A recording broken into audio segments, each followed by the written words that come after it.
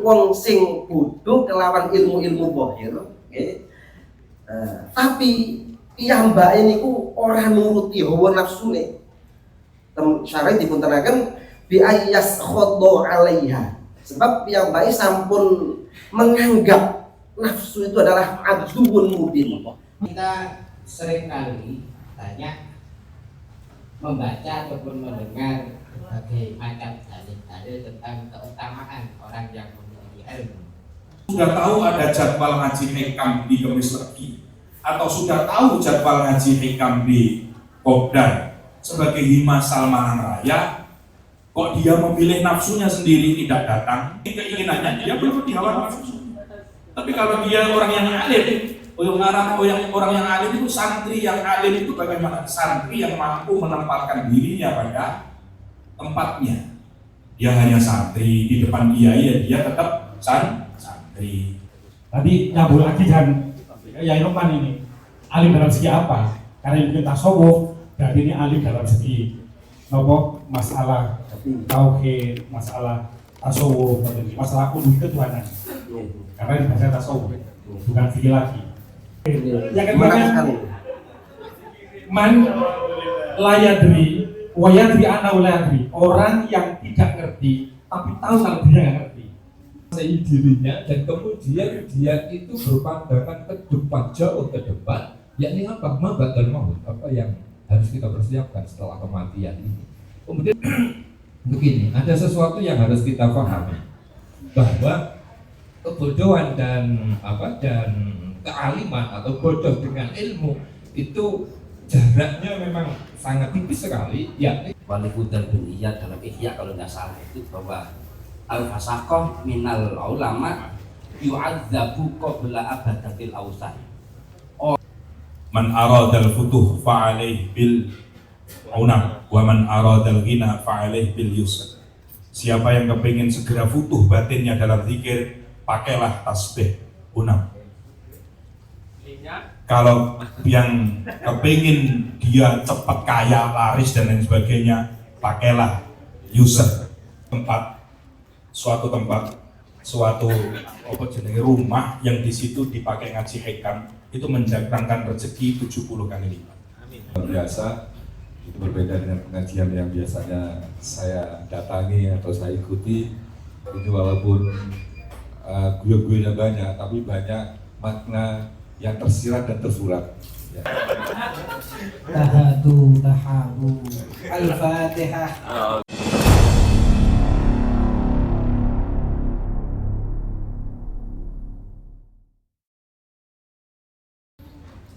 Bismillahirrahmanirrahim. Qala al-musannifu rahimahullah wa nafa'ana bihi wa bi ulumihi fid dharain amin. Bismillahirrahmanirrahim. Wala antas haba lan demi yakti utawi yento kancanan sapa sira kancanan jahilan ing wong kang bodho sifati jahil layar do kang ora ridho sapa si jahil an nafsi saking nafsune jahil iku khairun luweh bagus laka keduwe sira min antas haba katimbang yen to kancanan sapa sira kancanan aliman ing wong alim yardo kang ridho sapa si alim an nafsihi saking nafsune alim. Terus ternyata firasih Syekh Ibnu Athaillah As-Sakandari tenang sampeyan kancanan kelawan wong bodho tapi ora ridho karo nafsune. Wong bodho tapi ora nuruti nafsune. Niku langkung sae khairun laka min antas haba jahil aliman yang doa nafsihi. Langkung sae luwe apik daripada kancanan kamu wong alim tapi nuruti nafsune, ridho kelawan nafsune. Sampai teng mriki teng syarah hikam sing setunggale dipun paringi keterangan ayu wallahi tenang demi Allah kancanan kamu wong bodho sing ora nuruti nafsu iku luwih apik daripada kancanan kelawan wong alim sing kalah karo nafsune. Dan syarah setunggal ngoten. Niki kula katakan 12 syarah hikam. Nggih. Alhamdulillah dipangi beliau Mbah Munir 12 syarah hikam. Nggih. Nah, turine beliau kasih gadah 28 ngoten turine ya. Muga-muga mungkin kula saged tambah malih muga-muga nggih. Astagfirullah. Aliman bakilan.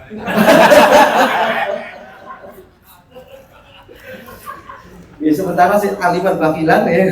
Insya Allah lama-lama menjadi lebih baik. Akan niru beliau, yo alim, yo safiyun, yo loman ya. Insya Allah muga-muga saya akan niru ya. Jadi ten mriki dipun terangaken bahwa ten syarat setunggal wala antas haba jahilan bil ulumi adh-dhahiriyah ngoten ternyata. Kumpul kali wong sing bodho kelawan ilmu-ilmu zahir, tapi piyambake niku ora nuruti hawa nafsune. Syarat dipun terangaken bi ayyas khadha 'alaiha. Sebab piyambake sampun menganggap nafsu itu adalah aduun mubin, musuh besar. Tadi para ulama tasawuf mengajarkan kepada kita bahwa sebenarnya musuh kita itu adalah nafsu kita sendiri. Ya, nafsu itu adalah musuh dalam selimut. Nah, kelihatannya itu sahabat, tapi ternyata itu adalah bukan sahabat. Kelihatannya kawan, tapi sebenarnya itu adalah lawan. Wayak takidah nafsu halalil. Jadi kita itu harus meyakini bahwa nafsu itu mempunyai kelemahan. Lek dituruti berbahaya. Jadi bodoh tapi ngerti lek nafsu niku berbahaya. Bodoh tapi gak seneng nuruti hawa nafsu. Niki luwih apik daripada alim pinter tapi kalah karo hawa nafsune. Kemudian diterangkan tentang syarahipun di anna suhbata man yardha an nafsihi wa in kana aliman syarrun mahdun laka. Wonten malah keteranganipun. Karena bersahabat dengan orang yang kalah dengan nafsunya, karena dia ridho dengan nafsunya, nuruti nafsunya. Walaupun dia itu orang alim, itu merupakan syarrun mahdun, kejelekan yang murni, elek tenan gambarannya ngoten.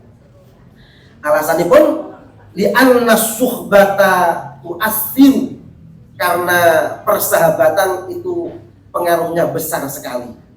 Kumpul karo wong badui, insya Allah ya melok tadi badui.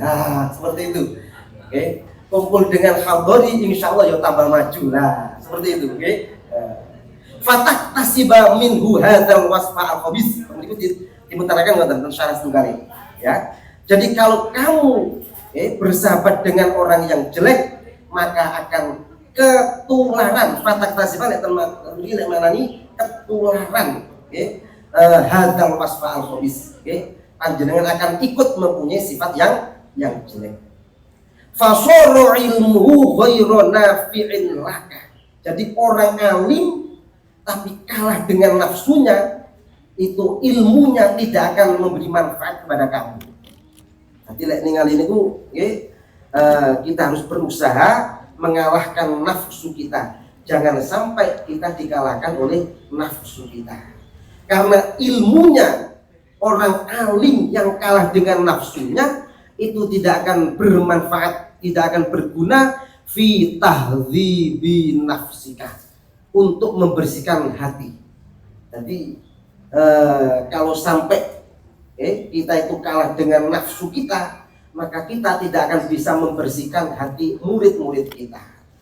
Wajahluhu alladzi aujaba ridau, sedangkan orang bodoh tapi dia mengalahkan nafsunya.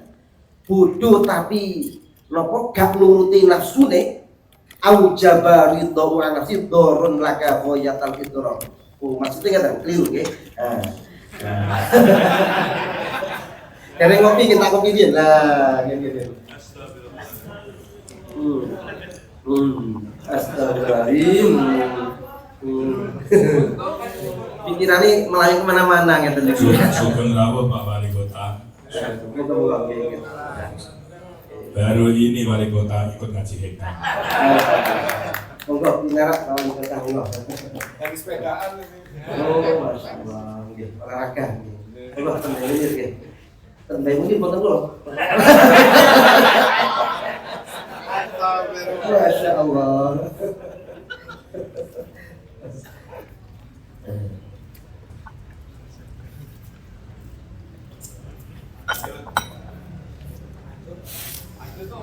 Lanjut nggih, lanjutkan. Oh, nggih. Anu ya agak dijaga image-nya Pak Habib ya. Siap. Jadi begini, wajah luhu alladzi aujaba ridahu an nafsi dorun laka wa yatafidor. Orang alim tapi kalah dengan nafsunya. Itu hakikatnya dia adalah orang bodoh. Ngerti? Dan syarah hikam dibuntarkan banyak macam. Kenapa? Karena nafsu itu berbahaya, kok malah dia mengikuti hawa nafsunya. Berarti dia nggak tahu kalau nafsu itu berbahaya. Jadi orang alim yang kalah dengan nafsunya, ketok ya alim, tapi hakikatnya bodoh. Dan kebodohannya itu karena dia tidak tahu kalau nafsu itu berbahaya, karena itu akhirnya dia mengikuti nafsunya. Dorun laka hoyatan idror. Kebodohannya itu membahayakan terhadap panjenengan semua, terhadap kita semua. Hoyatan idror, dengan bahaya yang sangat besar sekali. Wa ka'annahu infataul ilmu bi'uyubi nafsi hatta yardu anha la ilma lahu. Syarah hikam sing sekali diterangkan bahwa orang walaupun alim, walaupun pinter, tapi kalau tidak tahu bahwa nafsunya itu berbahaya, ya, maka dia termasuk la ilma indahu. Menurut ulama tasawuf, dia itu termasuk orang yang tidak mempunyai ilmu. Falida kola. Oleh karena itu Syekh Ibnu Athaillah As-Sakandari dawuh, fa ayyu ilmin li'alimin ya'dhu an nafsi. Fa ayyu ilmin mongko utawi endine ilmu iku li alimin tetep keduwe wong alim ya'dhu kang ridho sapa si alim ridho an nafsi saking nafsune. Orang alim yang ridho dengan nafsunya, orang alim yang mengikuti nafsunya, orang alim yang kalah dengan nafsunya, ayu ilmin nandi ilmune. Gampangannya walaupun duweni ilmu dianggap tidak punya ilmu. Wa suhbatu man lam yardhu an nafsi wa in kana jahilan khairul mahdud. Dan syarah hikam yang setunggal ini diterangkan bahwa bersahabat dengan orang yang tidak ridho dengan nafsunya, yang tidak kalah dengan nafsunya, yang tidak mengikuti nafsunya, wa in kana jahilan, walaupun dia itu orang bodoh, bersahabat dengan orang seperti itu adalah khairun mahdun, kebaikan yang murni, akeh api, wa fiya kullu faidah, dan di dalamnya banyak manfaat. Alasannya li annat dhab'a yasriku minat dhab'i, karena watak seseorang akan mengikuti yang lainnya, akan mencuri watak orang yang lain. Wan nafsu majbulatun ala hubbil iktida biman yustahsanu hadi. Nafsu itu wataknya senang mengikuti orang yang dianggap baik. Jadi kalau ada orang alim kok mengikuti nafsunya, berarti orang alim tersebut menganggap nafsu itu baik. Fasoro jahlu khairud dhalil laka. Jadi orang bodoh tapi tidak mengikuti nafsunya itu jauh lebih baik daripada orang alim yang kalah dengan nafsunya. Fasoro jahlu khairud dhalil laka. Jadi orang bodoh yang tidak mengikuti nafsunya, kebodohannya tidak akan membahayakan pada kita. Wa ilmu alladhi aujaba adama ridhoi an nafsi nafi'an laka. Oh ya tanah. Justru dia tidak ridho dengan nafsunya, itu menunjukkan dia itu berilmu. Ketoke bodoh tapi pintar. Sing alim mau alim tapi kalah dengan nafsunya. Ketoke alim tapi bodoh. Dan orang bodoh yang tidak kalah dengan nafsunya itu berarti dia berilmu. Dan ilmunya nafi'an laka ghayatan nafi. Ilmunya itu sangat bermanfaat kepada kamu karena menyebabkan kamu ikut tidak menuruti hawa nafsu. Wa ka'annahu idza 'alima bi 'uyubi nafsi. Jadi orang bodoh ya, ketika dia tahu bahwa nafsunya itu adalah musuh ya, merupakan aib, hatta lam yardo anha, sehingga dia tidak ridho dengan nafsu tersebut, tidak mengikuti nafsunya, lajah la indahu, itu hakikatnya bukan orang bodoh. Walidha qala, oleh karena itu Syekh Athaillah asakan dari dawuh wa ayyujahlin lijahilin la yardo an nafsi. Opo bodoh, wong bodoh sing ora ridho kelawan nafsune. Ketoke bodoh tapi gak nuruti nafsu. Niku opo bodoh. Wa ayyujahlin utawi endine bodoh iku dijahilin tetep kedulung kang bodoh, layang dokang ora ridho sapa si jahil ana saking nafsune jahil. Jadi orang bodoh tapi tidak kalah dengan nafsunya, itu hakikatnya bukan orang bodoh. Kenapa? Li'annahu idza hasala lahu hadzal ilmu sara jahlan indah. Karena ketika dia sudah berhasil mengetahui bahwa nafsu itu adalah berbahaya sehingga dia tidak mengikutinya, maka lajahlah indah, berarti dia sudah tidak lagi menjadi orang bodoh. Hatta yatadarrara bi mukhalidu, bukan menjadi orang bodoh yang sehingga berbahaya jika kita ajak kumpul, tidak, malah justru fatakunu suhbatu khairon mahdon, bersahabat dengan orang tersebut itu adalah kebaikan yang murni, kebaikan yang banyak sekali manfaatnya. Mungkin dari sini ada yang perlu menambah syarah atau keterangan, monggo. Ini yang saya baca masih sebagian, aslinya 12 kitab ini ya. Dan semua hadiah. Matur suwun sanget kepada beliau kan. Ya, alhamdulillah sudah dikaji sedemikian rupa. Jadi ini perlu Bapak Wali Kota ketahui bahwa Hikam ini adalah kitab pegangan para santri dan santri atau orang guru. Hikam itu adalah karya yang saya Athaillah. Kemudian Hikam ini dijelaskan dengan berbagai paradigma keilmuan oleh para ulama yang berbeda-beda latar belakang sehingga melahirkan syarah atau penjelasan yang berbeda-beda. Kebetulan syarahnya Hikam itu ada 28 syarat. Ya, setiap ngaji Pak Habib ini yang petugas ngaji. Ya sebenarnya tidak ngalim tapi petugas saja. Tapi ngalim yang diambilkan saya betul. Karena sebenarnya syarah ini juga kan dia dari saya Pak Habib. Kalau diketahui. Jadi para ikhwan rahimakumullah, sudah dijelaskan oleh Pak Kiai Habib bahwa sebetulnya orang yang bodoh, yang tahu nafsu dan godaan syahwatnya, tahu mengekang nafsu atau mengekang nafsunya, itu jauh lebih baik untuk dijadikan sahabat daripada seorang yang alim yang tidak tahu nafsu dirinya sendiri. Bukan orang bodoh ketika mereka paham tentang nafsunya, dan bukan orang alim ketika mereka tidak mengenal nafsunya sendiri. Saya membaca sebuah hadis dalam Syarhul Hikam Athaillah. Ini karya Al-Imam Sofiyuddin Abil Mawahib Asyadili. Ini mengatakan bahwa ada hadis, musuh yang paling berbahaya adalah nafsuka baina jambihi, yaitu musuh yang paling berbahaya adalah nafsu di antara diri kita sendiri, ya nafsu di antara lempeng kita sendiri, ya diri kita itu sendiri.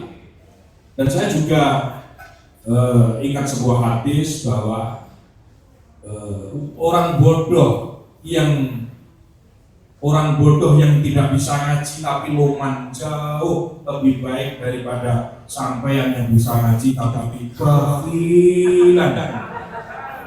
Medite kaum umum.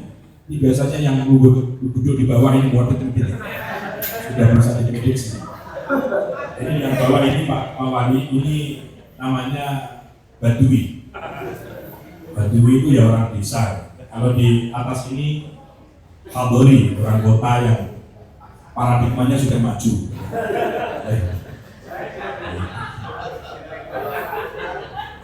Ada yang baru datang langsung makan itu Baduinya Badui. Badui.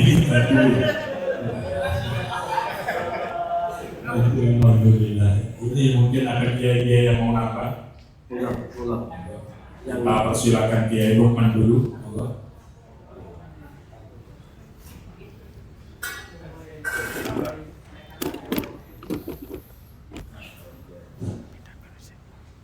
Matur atas waktunya.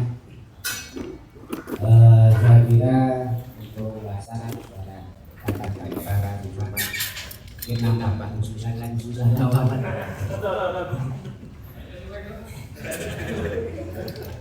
Ada beberapa hal yang mungkin perlu kita letakkan dalam posisinya secara jelas antara diksi alim dengan jahil yang dimaksud di sini berikut. Artinya alim itu orang yang mengerti, jahil orang yang bodoh. Sebab dijelaskan sekalian, sebab ini ada Pak Wali Kota. Beliau bukan pesantren jadi tidak paham jahil dan alim. Antara ini orang-orang pandai atau dengan jahil yang berilmu. Nah, kemudian kita sering kali banyak membaca ataupun mendengar berbagai macam dalil-dalil tentang keutamaan orang yang memiliki ilmu. Nah, kemudian di sisi lain dalam kitab hikam yang baru saja dijelaskan, ini ternyata malah justru ada pengutamaan kepada orang bodoh. Ditinjau dari sisi sudut dia orang yang tidak menuruti hawa nafsunya.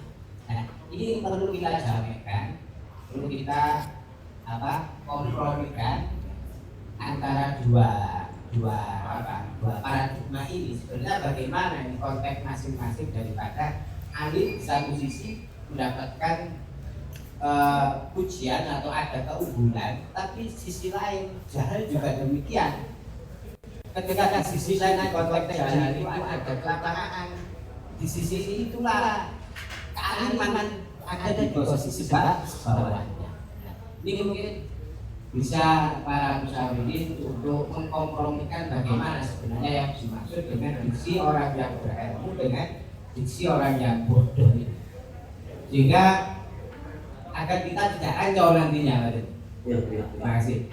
Ini pertanyaan yang sangat baik sekali, sangat kritis, kalau nggak salah mungkin panjenengan sudah sering mendengar makalah al-alimu ya Habibullah. Itu jangan dipelai sejarah wali mau sejarah Habibullah, betul maksudnya ya. Orang alim itu kekasih Allah, walau karena fasiqon, walaupun dia itu fasik ahli maksiat, ya. Sedangkan wal jahilu aduullah, orang bodoh itu adalah musuh Allah, wa in kana abidan, walaupun dia itu adalah ahli ibadah. Coba dawuh itu dengan yang ada di sini kok kelihatannya bertentangan. Nah itu gimana kira-kira? Ya. Jadi kok ada dawuh satu sisi mengatakan bahwa orang alim itu kekasih Allah walaupun dia fasik. Fasik itu ahli maksiat. Sedangkan orang bodoh itu adalah musuh Allah walaupun dia ahli ibadah. Tapi kalau di sini kok terbalik, ya. Orang alim tapi kalah dengan nafsunya itu lebih jelek daripada orang bodoh tapi mampu mengalahkan nafsunya. Bahkan kata Mbak Yuni tadi, ya, orang bodoh tapi dermawan, wong bodoh tapi loman jauh lebih baik daripada orang alim tapi pelit sekali, tapi bakhil. Itu menurut Kanjeng Nabi. Nah, gitu. Jadi orang yang bodoh yang dalam arti bodoh itu dalam arti tidak memiliki ilmu yang lebih, dia itu sakhiyun itu loman, jauh disenangi Kanjeng Nabi daripada orang yang alim tapi dia bakhil.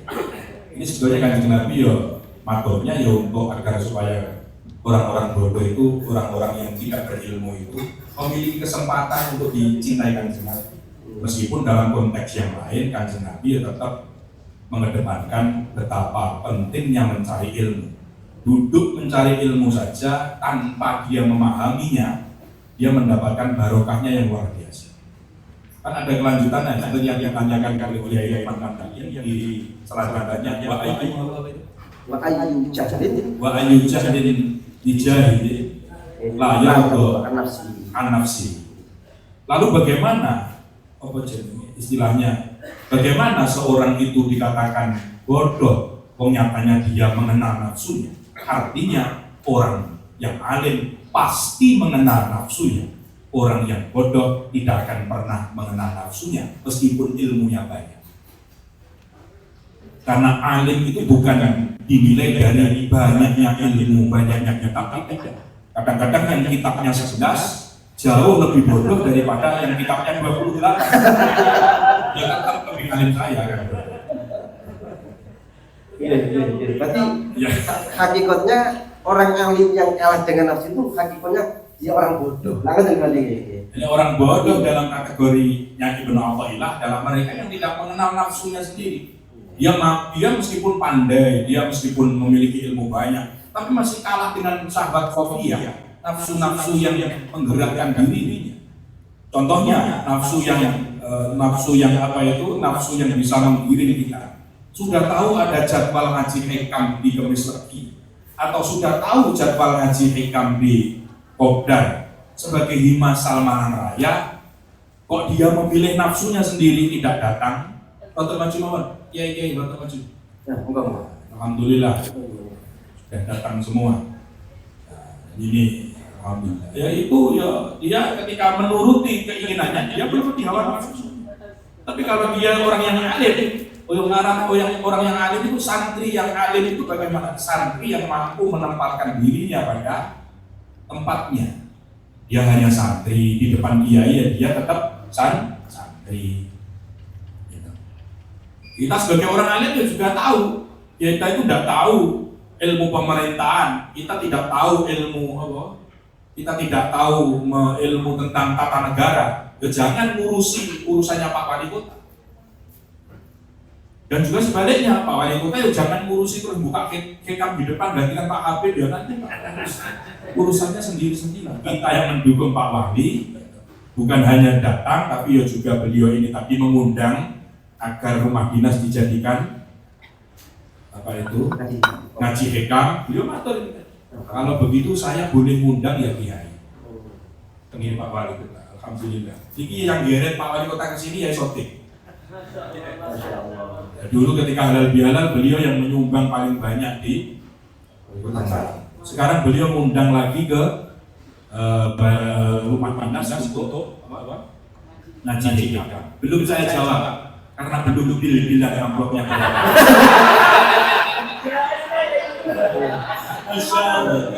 Terutama untuk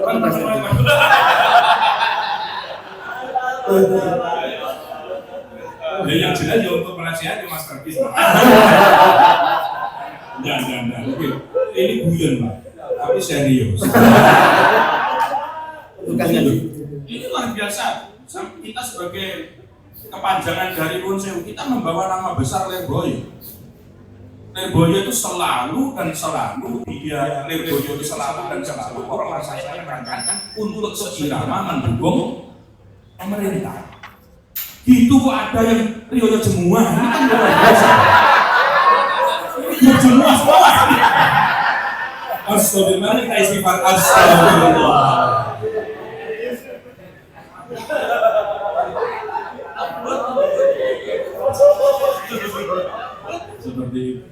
manut dari ketua Himasan. Itu. Ya nanti kita tindak lanjuti Pak. Mungkin ini selanjutnya adalah Kiai Kamal mau menambahkan apa yang diterangkan oleh Kiai Habibullah dan Kiai Lukman. Setelah itu Kiai Mandaranyar, Kiai Hidon, terus Kiai Baja Hitam. Yang Badui tidak boleh berkomentar, bertanya saja salah. Terima kasih. Sudah jelasin bahwa Untuk lagi ya, kalau di sini sebenarnya cuma dua, cuma alim sama jahil. Kalau saya simpulkan berarti orang yang jahil adalah orang yang tidak tahu menguasai sesawatnya.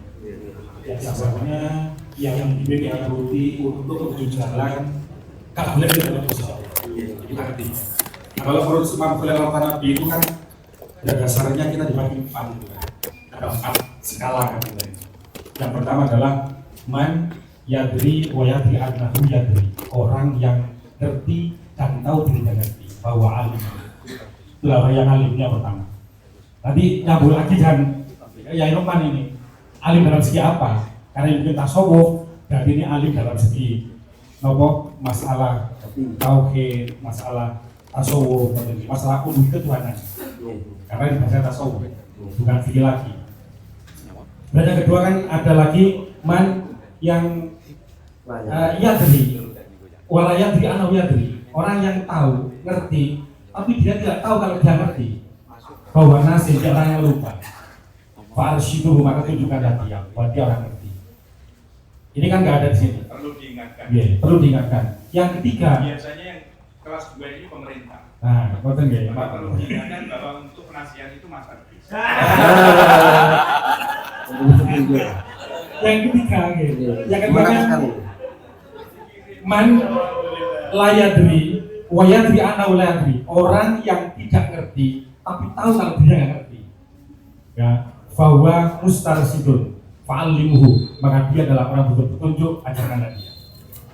Kemudian yang terakhir yang keempat, man yang layadri, walayadri anahu layadri, wis gak ngerti, tuh dia karumong seorang ngerti. Nah, kalau tulisannya kan bahwa jahilun fardu dulu, maka buanglah ya. Tapi di sini kan kalau kita mungkin ini bahasanya sebenarnya penyambut tasawuf juga mungkin ini. Kalau itu kan ada 2, itu kan tadi sebutkan ada 4. Mungkin dari skala itu tadi, mungkin kita ini masuk yang mana kan bingung, ngalim yora, bodoh yora. Nah, mungkin kita sebagai besar itu masuk yang ketiga tadi itu, yang man yadri walayadri anahu yadri, ngerti tapi gak ngerti, lek mungkin ngerti. Kemarin kurang karena bimbingan mungkin ya. Lah kok ngawu sok iso kabeh. Dia yo tau ngaji. Ikam yo berjuang tadi ngaji. Tapi kelakuannya sing ngono ae. Ngono lho. Ya kan? Mungkin kita nih masuk yang ketiga. Nah, mungkin masih yang ketiga. Intinya kalau saya dari penemu saya, intinya kita kan pandai-pandailah memilih teman, memilih teman, jangan sampai kita terjerumus melakukan atau melakukan sesuatu yang tidak diridhoi oleh Allah karena kepengaruh teman itu kan. Artinya kita selektif dalam memilih teman. Masya Allah, menarik sekali ini ya. Jadi Pak Yai Kamal sebagai ketua Himasan. Aku cuma jawab. Aku gak tahu ini. Jadi alhamdulillah Kiai siapa itu Kiai Kamal, beliau mengklasifikasi kedudukan kita dan menyadarkan tenabuk kita bahwa kita memang seharusnya menjadi rajulun la yadri wa yadri annahu la yadri. Urutan yang ketiga, rajulun yang tidak paham dan paham bahwa dirinya tidak paham. Ini kedudukannya santri. Terus kita harus menanamkan pada diri kita bahwa kita itu la adri, kita itu tidak paham, maka kita membutuhkan pemahaman dan membutuhkan ilmu. Dahulunya Abu Yasin Muhammad, maziltu thaliban, kita tidak akan pernah berhenti menjadi santri. Meskipun sampai di rumahnya kiai semuanya, Sampeyan tetap bila dihadapkan kepada Lirboyo, jenengan adalah Santri. santri. Ya, kita adalah santri. Meskipun kita ikut di rumahnya, ya. Tapi intinya sama, bahwa alim itu adalah mereka yang memahami potensi dirinya sendiri, bahwa manusia itu memiliki 4 potensi, memiliki 4 insting yang perlu dipupuk. Ghorizatut tadayun, ghorizah apa? Karakter, potensi tadayun, keinginan untuk memiliki beragama, bertuhan dan lain sebagainya. Terus ghorizatul baqa, keinginan untuk bertahan. Ghorizatul nau, keinginan untuk apa jenenge? Untuk berkembang. Keinginan untuk tertarik dengan lawan jenis dan lain sebagainya. Artinya apa? Ya kalau kita memiliki ghorizatun nau, ya kita tirukan. Kalau kita sebagai santri, ghorizatun naunya bagaimana kita menirukan para guru? Yus, istri cukup 1 saja, jangan 2. Kalau 2 sampai 3 seperti Kiai Dhofir ini makin boleh. Itu kok mau ditirukan oleh Habib Amin kan? Ghorizatun tadayu, ghorizatun nau, ghorizatun dan lain sebagainya. Potensi itu harus kita pupuk, harus kita iringi. Jangan sampai potensi ini melebihi kapasitas dan melebihi keinginan kita. Ini saya juga nyindir Mas Dodit waktu itu. Ya istrinya juga 2. Sampai kalau tambah lagi, ini sampai menyalahi aturan negara himasal. Karena himasal ini yang hadori belum ada yang 2 ini. Jangan sampai membuat iri dengki para kiai.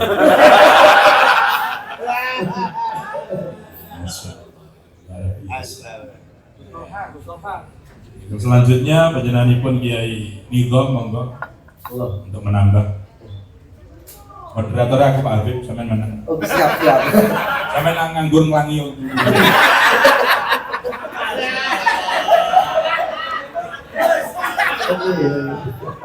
Assalamualaikum warahmatullahi wabarakatuh. Ada para kiai hadori yang duduk di atas sini dan para badawi atau badui ya. Sebelumnya mohon maaf pada kesempatan Kopdar ini baru kali ini kalau saya ketemu ini. Karena sebelumnya masih menata agar bagaimana nafsu ini tidak begitu menguasai diri pulau. Alhamdulillah sekarang sudah tersalur. Alhamdulillah. Artinya jenengan sekarang sudah mendapatkan hidayah.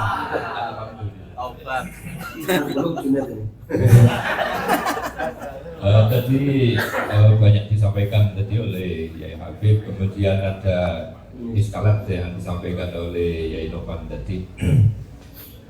Jadi apa yang disampaikan oleh Ibnu Athaillah di hikmah yang kesekian ini seperti sebuah anomali, ini sebuah kebalikan.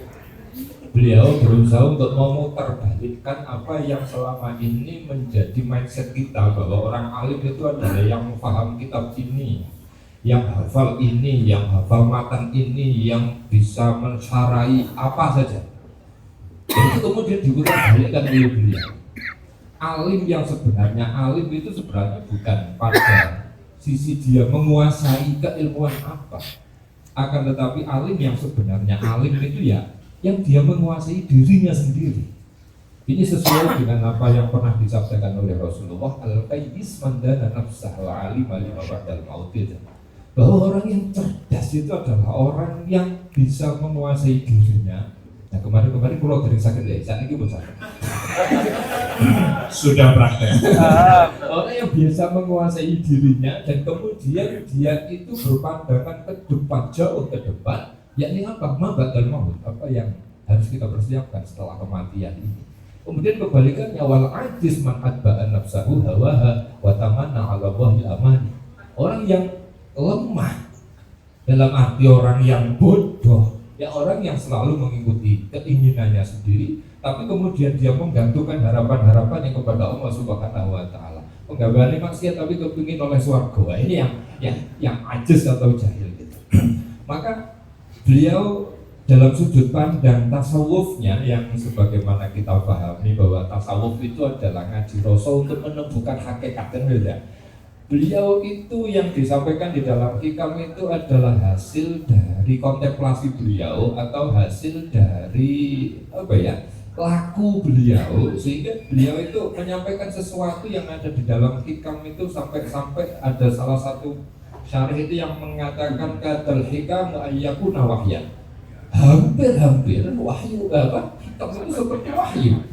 Karena memang dasarnya itu adalah rasa. Dasarnya itu dari pengalaman spiritual beliau yang kalau dalam bahasa kita santri itu ilham gitu.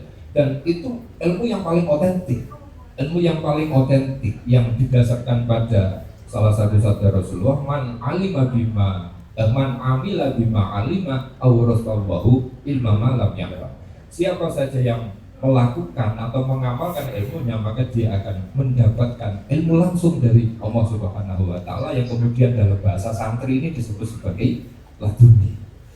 Nah, apa yang disampaikan Ibnu Athaillah dalam hikmah yang kesekian ini, beliau memang sangat merasakan bahwa ilmu itu sama sekali tidak ada pengaruhnya apa-apa. Ini bisa kita komparasikan dengan apa yang disampaikan oleh Imam Al-Ghazali di dalam Ihya-nya ketika beliau menyampaikan Fadhailul Ilmi. Fadhailul Ilmi begitu luasnya, begitu tingginya keutamaan ilmu itu.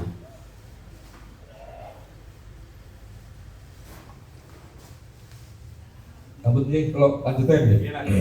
Soal pedot nih kok. Jadi ketika beliau menyampaikan fadhailul ilmi yang begitu tinggi ya keutamanya ilmu, akan tetapi pada kesimpulannya beliau mengatakan bahwa semua keutamaan yang ada atau yang bersangkutan dengan ilmu atau orang yang punya ilmu itu sebenarnya bukan karena ilmu, akan tetapi karena samrah dari ilmu itu adalah amal itu.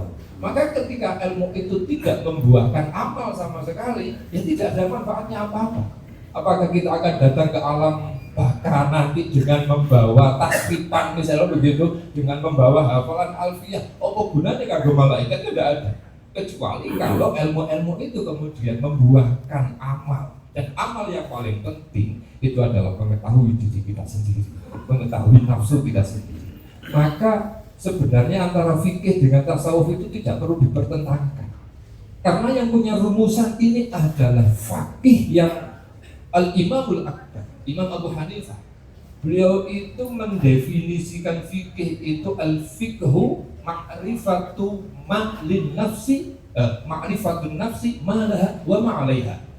Itu definisinya fikih menurut Abu Hanifah, yang kita tahu bahwa Abu Hanifah ini adalah seorang fakih, bahkan mujtahid dan begitu.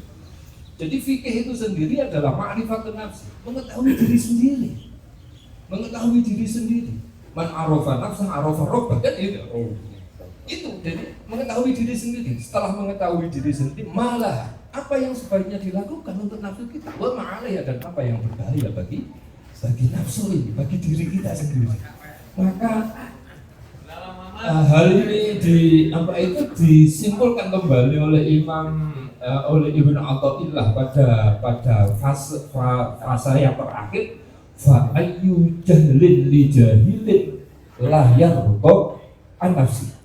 Maka bagaimana seorang alim dikatakan alim kalau ilmunya tidak bisa mengendalikan nafsunya, dan bagaimana orang bodoh dikatakan bodoh kalau dia bisa mengendalikan nafsunya. Maka apa yang disampaikan oleh Yai Nu'man tadi tidak ada perentangan di sini. Tidak ada perentangan. Semuanya sesuai dengan koridornya masing-masing. Akan tetapi begini, ada sesuatu yang harus kita pahami, bahwa kebodohan dan kealiman atau bodoh dengan ilmu itu jaraknya memang sangat tipis sekali, yakni jaraknya adalah bagaimana kita mengenal diri sendiri dan bagaimana kita mengelola nafsu kita sendiri. Maka yang harus ada dalam mindset kita sebagai santri, semua ilmu yang telah diajarkan guru-guru kita, baik itu ilmu alat, baik itu ilmu fikih atau ilmu-ilmu yang lain, semuanya itu akan bermuara kepada pengendalian nafsu. Intinya di situ. Ketika ini tidak bisa, ya maka ilmu itu tidak jadi apa-apa.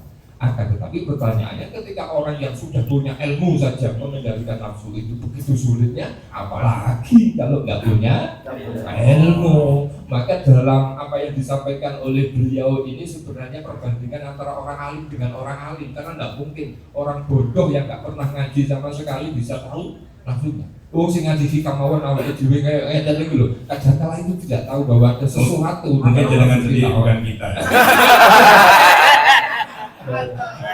Oke, kali ini butuh bawahnya. Jadi kesimpulannya memang itu.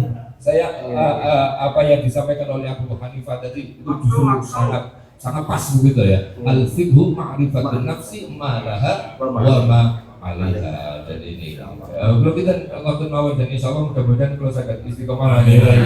Kalau di tempatnya Pak Wali Kota insyaallah nanti ya. Ya kalau nomor ini kalau Mbak Munir ini nasabis biasa apa jenenge yang lain seperti saya. Assalamualaikum warahmatullahi wabarakatuh. Alhamdulillah, masya Allah. Tapi karena backgroundnya Kiai Nidham ini perumus dan musahib Basul Masail, kayak kita ini mubahisin Basul Masail. Jadi keterangannya runtut sampai saya tidak bisa mengulangi lagi. Padahal hikam di Masaliti harus di style selengean. Karena ya yang hadir ya poro. Alhamdulillah keterangan luar biasa dari Kiai Nidham, luar biasa. Dulu ketika beliau belum menikah, Tidak sejak pemikirannya kurang cerdas. Karena mungkin syahwat sudah disetrum, akhirnya kekoyok los. sesama Ini tidak dalam rangka dipertentangkan antara alim dan jahilnya. Karena nuwun sewu di dawuh lain kalau tidak salah itu disampaikan oleh Wali Fudal bin Iyad dalam Ihya kalau tidak salah itu bahwa al-fasaqah minal ulama yu'adzabu qabla abadatil awsan. Orang-orang yang memiliki pengetahuan tapi dia fasik, maka dia akan disiksa terlebih dahulu di hari kiamat sebelum para penyembah berhala. Ditambah lagi nuwun sewu, memang benar yang disampaikan oleh Kiai Numan bahwa orang alim itu punya kelebihan yang luar biasa. Kita sholat di belakang orang alim, kita jamaah di belakang Bayi Munir dan guru-guru kita, kiai-kiai kita. Itu seperti halnya kita sholat berada di belakangnya Kanjeng Nabi. Masih banyak lagi. Tapi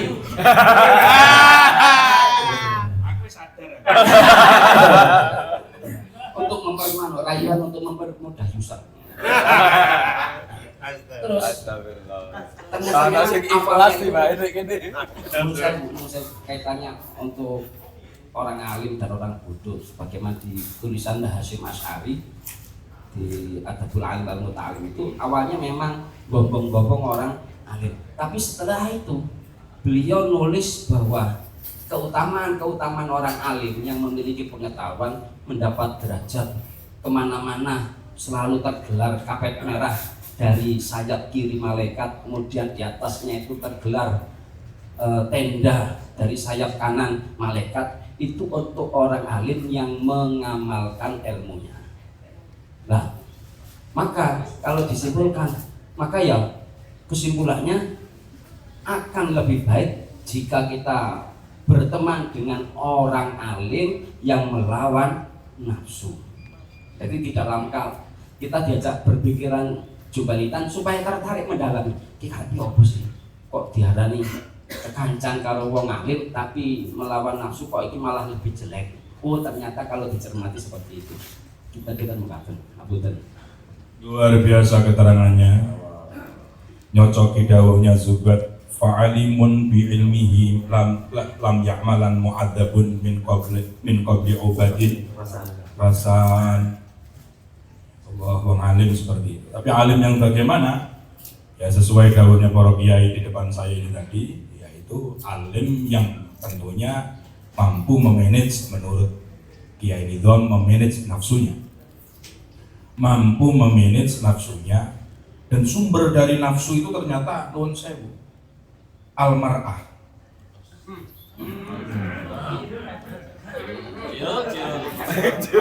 Dawuhnya bukan itu, bukan gitu. Ya, artinya apa? Kalau umpamanya ada sebuah dawuh fattaqud dunya wa taqun nisa fa in awal fitnah bani Israil kanat fin nisa. Jadi berhati-hati. Di dalam kitab Mukashafatul Qulub sendiri juga seperti itu. Nafsu dan perempuan itu bergandengan.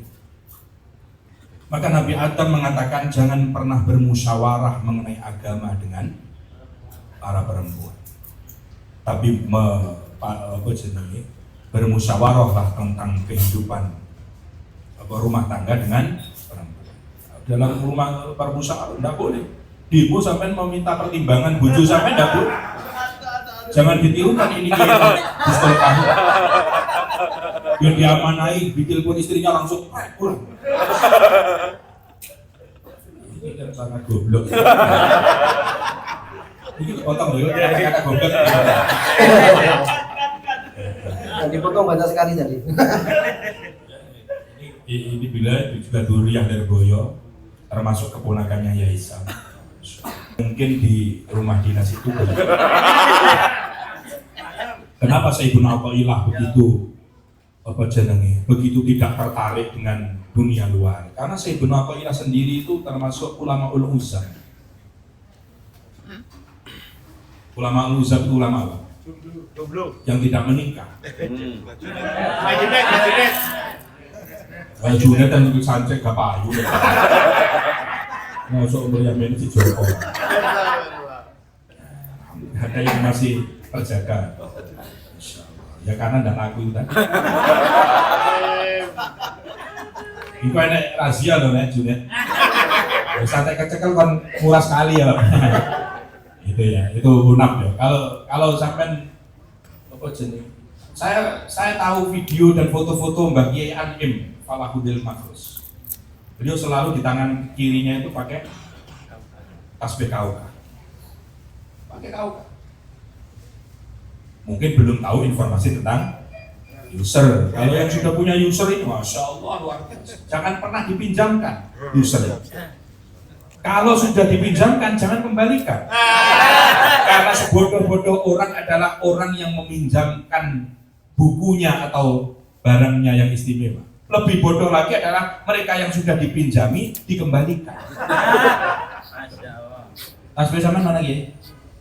Ya juga sambung balik ini jangan kailan. Itu ya, kita terima kasih kepada Mas Dodi, Mas Dedi yang sudah memberikan tempat untuk ngaji. Semoga diberikan keberkahan, umur panjang ibunya. Yai Sotik yang sudah membersamai bahasa sekarang. Padahal menurut Kamus Bahasa Indonesia yang baik dan benar, membersamai itu kurang tepat. Yang tepat adalah bersama, membisaroi. Astagfirullahaladzim. Itu wakilnya itu ya. Pak Wali itu wakilnya ini. Jadi wakil dan ketuanya sama-sama. Ini suriahnya, klop 3 orang. Ya Sotik dan para kiai yang lain, terutama Pak Yai Habib, ya alhamdulillah beliau istiqomah. Alhamdulillah. Kesibukannya luar biasa dengan 8 anak. Wah, tinggal berapa bicaranya? Tadi undangan ceramah saya tinggal demi kesini. Padahal sekian juta ini ya. Di sini tidak dibicara itu, di sini tidak ada. Terima kasih, alhamdulillah. Kita akhiri dengan bacaan Fatihah dan beberapa wirid asma untuk garam ini. Biasanya Pak Wali setelah selesai garam ini kita ngambil satu persatu. Tidak ngambil juga tidak masalah, untuk ditaburkan di rumahnya masing-masing. Ada sebuah kitab dan dawuhnya Kanjeng Nabi bahwa garam itu membawa barokah yang luar biasa.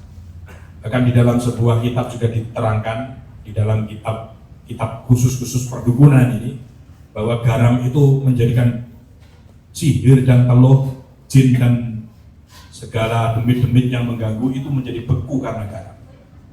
Maka Allah itu melemparkan raja jin bukan di atas gunung, bukan, tetapi di tengah lautan. Seperti itu. Semua boleh ngambil kecuali Gus Tolka. Karena sudah habis jeruk 4.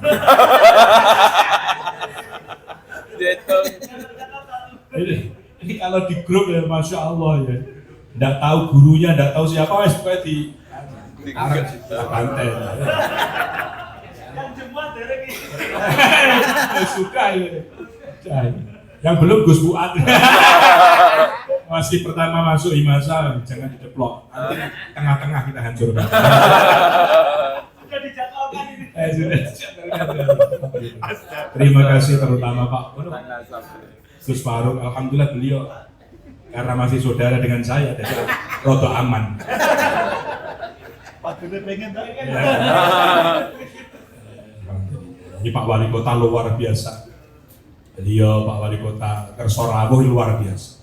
Satu-satunya wali kota yang ngaji hekam ya Pak Wali Kota. Wali Kota Malang. Beliau baru goes karena beliau baru goes jadi pakaiannya yo pakaian goes. Dan alhamdulillah karena saya bawa surban. Sebetulnya saya tadi tidak bawa surban Pak Wali. Saya tadi suruh ngambil anak-anak bawa surban. Insya Allah kanggi. Ini surban namanya surban Makawi.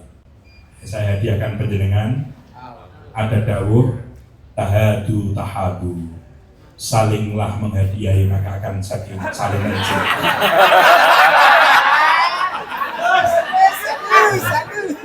Apakah guyu? Belum. Maka ketika di sini jenengan saya hadiahi, ketika besok di rumah dinas. Siap, beliau siap, khusus penasihat kok ya. Nah, tahu sama tahu. Masuk sudah hekam beliau sudah masuk. Dan rapetin nggak masuk. Catatannya sampai akhir. Kota luar biasa. Dulu itu ada cerita khalifah yang juga pernah ngaji hekam kepada Sayyidina Athaillah Sakandari. Ada Khalifah Harun Ar-Rasyid, beliau ngaji kepada Imam Malik. Ada khalifah yang lain. Kalau jenengan kelasnya wali kota, dia ngajinya ke kita ini. Untuk kita baca berapa Al-Fatihah.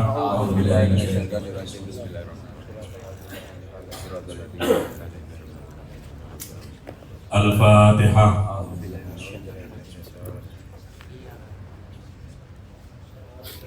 Al-Fatihah. Hadihi darullah wa fiha ibadallah, amirha ya Rabbi bijaik ya Rasulullah. Hadihi darullah wa fiha ibadallah, amirha ya Rabbi bijaik ya Rasulullah. Hadihi darullah wa fiha ibadallah, amirha ya Rabbi bijaik ya Rasulullah. Al-Fatihah. Doa dumateng panjenenganipun Rama Yai Sam kawula sumangga.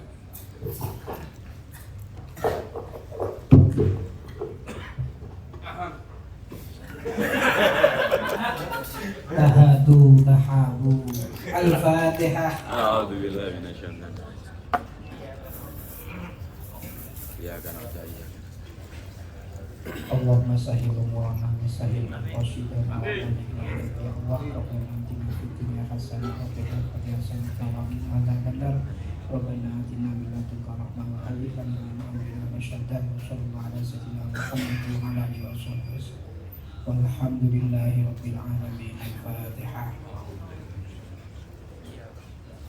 Maulaya sholli wa sallim daiman abada ala habibika khairil khalqi kullihim. Maulaya fi kullati turja syafa'atuhu li kulli haulin minal ahwali muqtahami. Ya Rabbi bil Mustafa balligh maqasidana waghfir lana ma madha ya wasi'al karami. Allahumma ya Rabbana cukupana luberono rasake duit akeh aku ngaji lunga haji barokai nabi wali. Allahumma ya Rabbana cukupana luberono ngrasake duit akeh kanggo ngaji lunga haji barokai nabi wali Allahumma ya Rabbana cukupono luberono ngrasake duit akeh kanggo ngaji lunga haji barokai nabi wali.